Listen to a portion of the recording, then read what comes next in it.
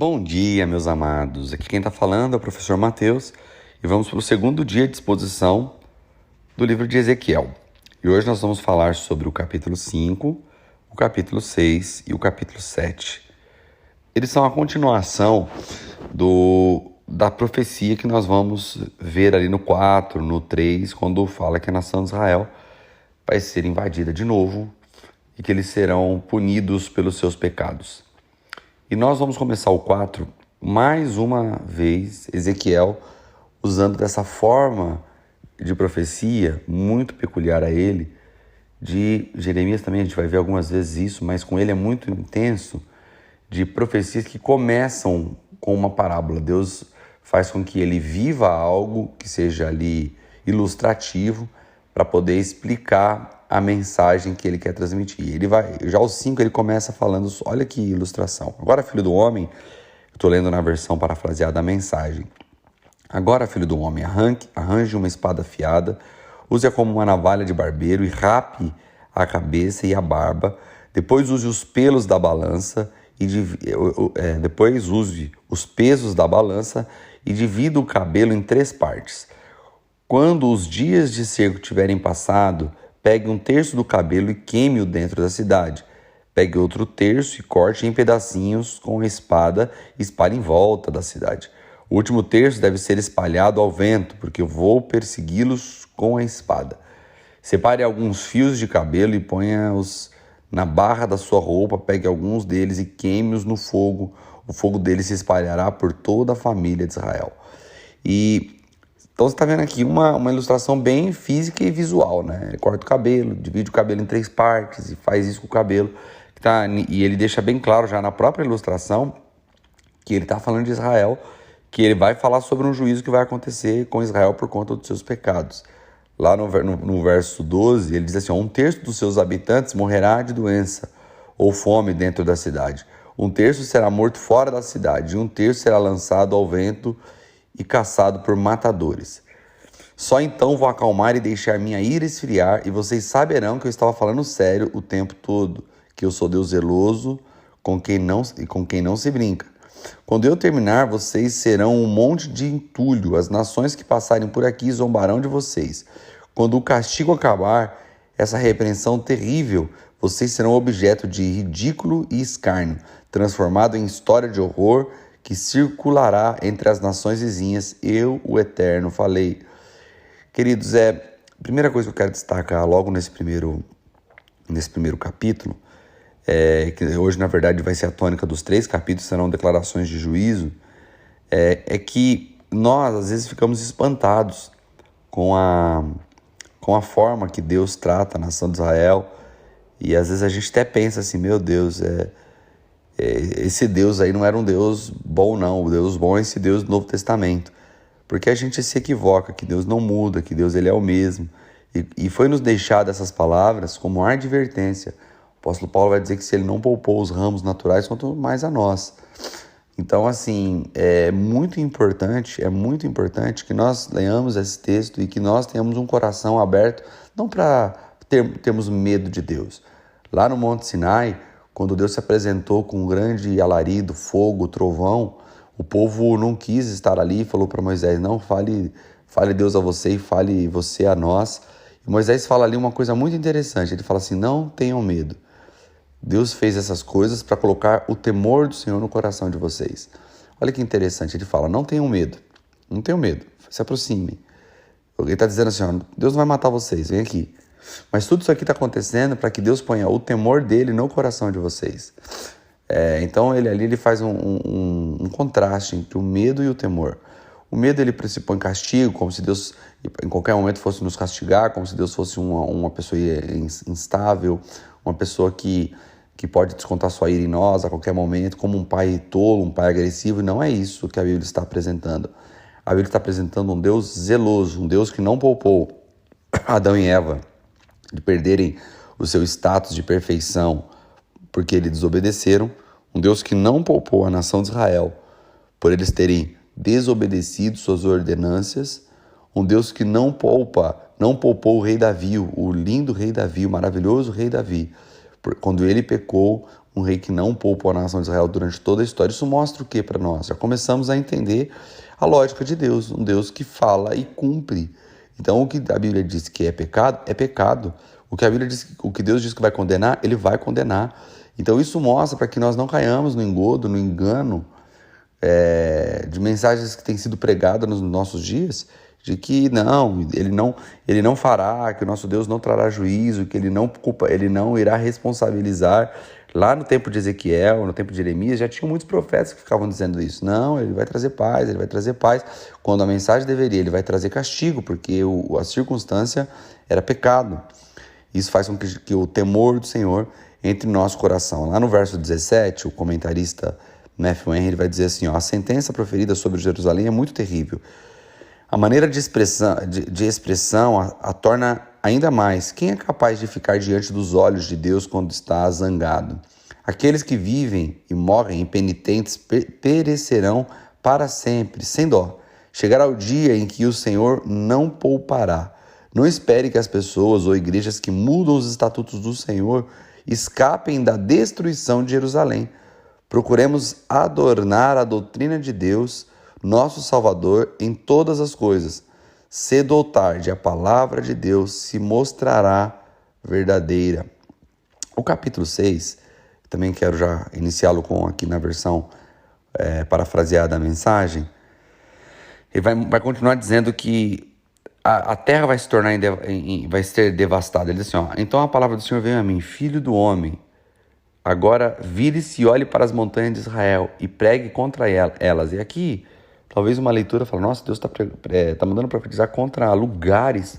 Mas na verdade o que acontecia nesses lugares, nos lugares altos, você vai perceber que há os rituais pagãos naquele tempo, já no tempo do juiz e depois aqui também, eles sempre visavam, eles tinham referências de lugares altos, árvores frondosas, e normalmente os rituais que aconteciam ali envolviam orgias, envolviam relações sexuais, idolatria, sempre envolvido com sexualidade e idolatria.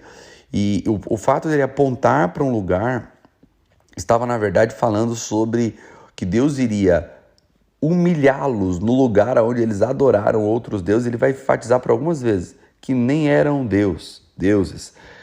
Olha, nós lemos ali no finalzinho, a partir do verso 11 do 6, ele vai dizer assim, é isto que diz o Eterno Senhor. Torça as mãos, bata os pés e grite, não, não, não, por causa das terríveis obscenidades reinantes em Israel. Eles serão mortos, morrerão de fome, morrerão de doença, morte por todos os lados, gente caindo como mosca, gente morrendo longe, gente morrendo perto, e os restantes da cidade morrerão de fome. Por quê? Porque eu estou irado, furioso de verdade. Eles perceberão que eu, o Eterno, perceberão que eu sou o Eterno, quando virem os cadáveres do seu povo espalhados por todos os seus santuários do sexo e da religião, arruinados nas colinas desertas e nos bosques viçosos da fertilidade, em todos os lugares em que se entregaram aos rituais sensuais. Vou fazer a minha mão pesada cair sobre eles e demolir todos os lugares em que vierem a transformar a terra em desolação de um extremo ao outro, desde o deserto de Ribla.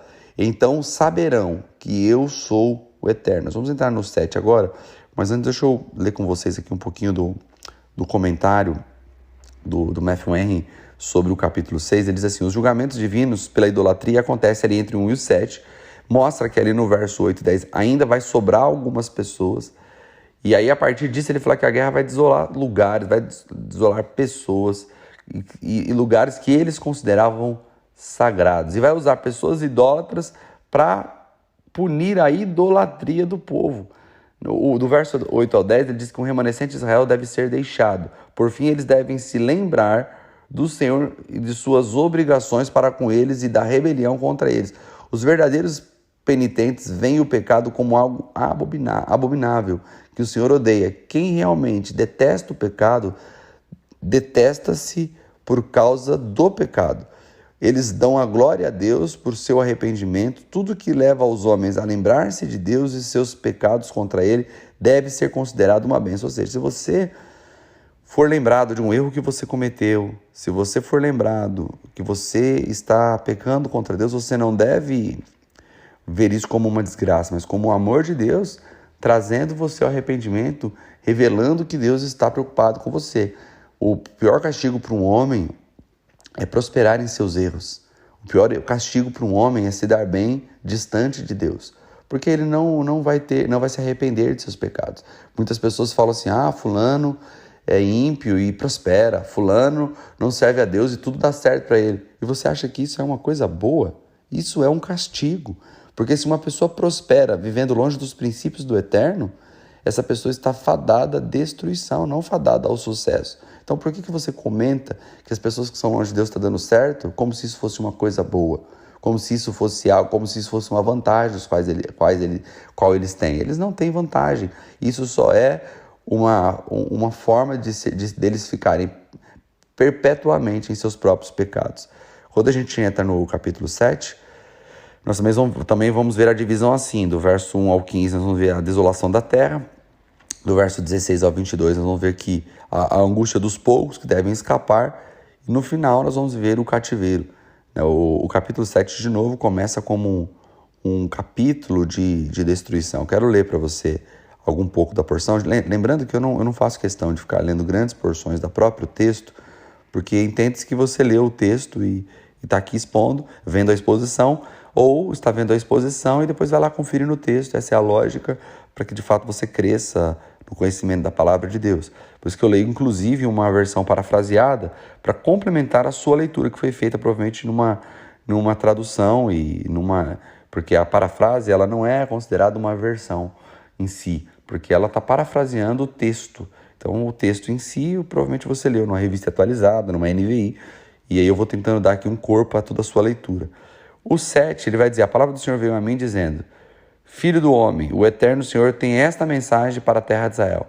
É o final dos tempos, o final das coisas como vinham acontecendo. E ele vai trazer aqui, quase que de uma forma poética, mais uma sentença contra a nação de Israel. E lá eu separei uma porçãozinha ali no final 16, ele vai dizer assim: os sobreviventes correm para as montanhas, eles gemem como pombas nos vales, cada um gemendo pelos seus próprios pecados. Ou seja, aqui a gente percebe que há um remanescente de pessoas que conseguem escapar e que sofrem por cometer os seus pecados. Mas vai ver que uma grande parte, lembrando que era uma multidão, elas sofrem, elas percebem a dor do castigo que está vindo, do orgulho que os invadiu, de achar que eles eram, por serem uma multidão, eles estavam seguros. Nós vamos ver um histórico de arrogância contra o Senhor e principalmente um histórico de pensar que Deus não estava vendo, que Deus tinha os abandonado. Ou seja, o Deus que vai fazendo milagres durante a história, em determinado momento, depois de muitos reis, eles se perdem tanto que eles esqueceram da história de que eles foram libertos do Egito, eles esqueceram que Deus os reinou através de reis justos, e agora eles são uma nação que tem os decretos do Senhor, mas viviam pior do que aqueles que não conheciam. E isso trazia ainda mais juízo sobre eles. E o texto vai dizer ali no final que eles ficam suplicando, pedindo para um profeta para explicar o que está acontecendo. E ele vai dizer que ninguém sabe, os sacerdotes não têm ideia, os anciões não sabem o que dizer, o rei balança a cabeça em desespero, o príncipe está arrasado, o povo comum está paralisado, tomados de pavor. Então todos sem ação, tratarei com eles ali mesmo onde estão, julgando-os em seus termos. Eles saberão que eu sou o Eterno. Queridos, que esses textos de juízo contra a nação de Israel sejam uma bênção para a sua vida. Que você viva no temor do Senhor. A Bíblia diz que o temor do Senhor é o princípio da sabedoria. Talvez você possa dizer: não, mas eu prefiro viver no amor. Ok, perfeitamente, vive no amor.